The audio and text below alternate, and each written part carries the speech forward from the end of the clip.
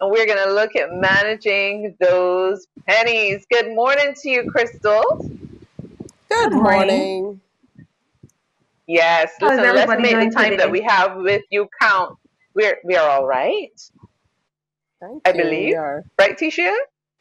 Yeah. Tisha absolutely. says she was having a hard start Monday, but she's doing all right otherwise. So today's Look, topic, you wanted to focus on. Your eyes are fine.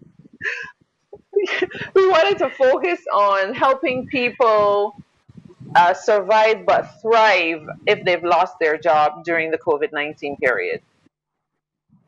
Yes. So this session is again sponsored by the Chartered Professional Accountants, and they've been doing a whole set of series where they're trying to encourage financial literacy. So I thought that this one would be most relevant to what we're going through right now because a lot of people would have lost their jobs. And we want to try to help persons be able to get through that, not just financially, but emotionally as well. And one of the main things when you experience job loss, it is a significant life event and it would change your routine and your daily travels and goings about. So we want persons to be able to understand that the emotions that they feel and the reactions that they have, they're not alone when they feel these kind of things, especially when there's so many persons around you that are feeling and reacting the exact same way.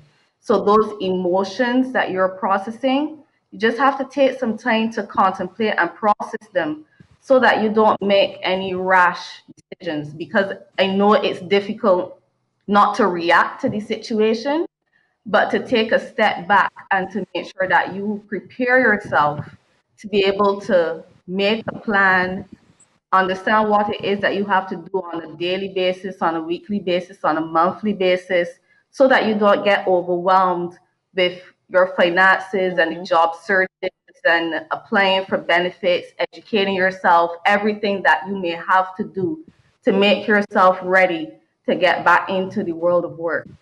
And even on top of that, we have to take into consideration what's going on with the pandemic, because the opportunities that may have been there with the traditional job loss may be a bit different. I don't want to say better or worse, but they may be different. You may have to explore avenues that you would not have thought of before, or you may have to come up with your own opportunities. But hopefully, this session is going to help persons to be able to navigate that properly so that they can go through this as smoothly as possible. It's not a smooth process, but hopefully, this will help to knock out some of the areas that you may have fallen down in. So you have, once you get past your reaction and you're making your preparations, you will start to get into the actions that you have to take on after you have your plan, and you have to start putting it into place. And the plan does not have to be Crystal, perfect. Yes, yeah. please. Yeah, so I was having a conversation just this weekend, and someone was saying to me, the banks, a lot of financial institutions gave a moratorium of 3 months. That's up Mhm. this month.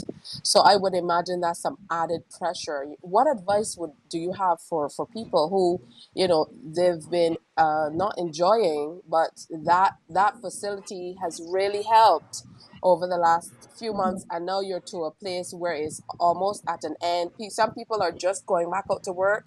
Some people will experience severely reduced hours. Others will be out in a rotational type basis. So what advice would you have for them in terms of the conversations that they need to have? Have the conversations early.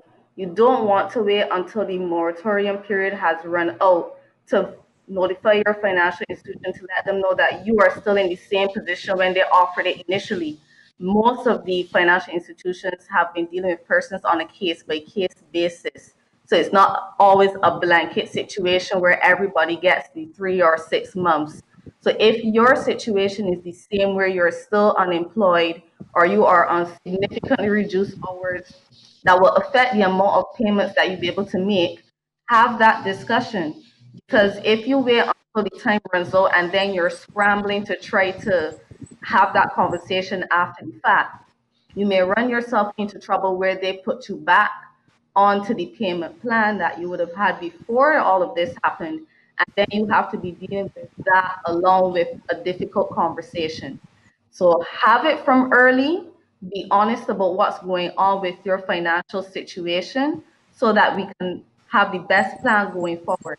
If you are not working still at this point in time and you can have an additional extension, I would advise you to take it because that cash flow is going to be necessary in you being able to get back on your feet, especially if you're not able to get back the job you would have had previously, because you may have to start thinking of alternatives that require some kind of cash to get you started.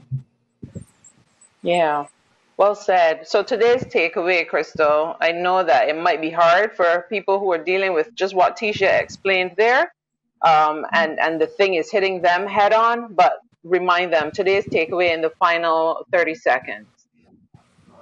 Don't panic, make a plan. Well That's a said. Don't fantastic panic. Make a takeaway. plan. Yeah. Yeah. Go talk to your people. And that's why building up that relationship with your banker or whoever that is, your financial institution is so important. Go talk with them beforehand and see if you can have at least the money adjusted. If you can't have an extension, but ask the right questions. Don't be embarrassed. This is not time to be embarrassed. This is time to just try and get the situation sorted.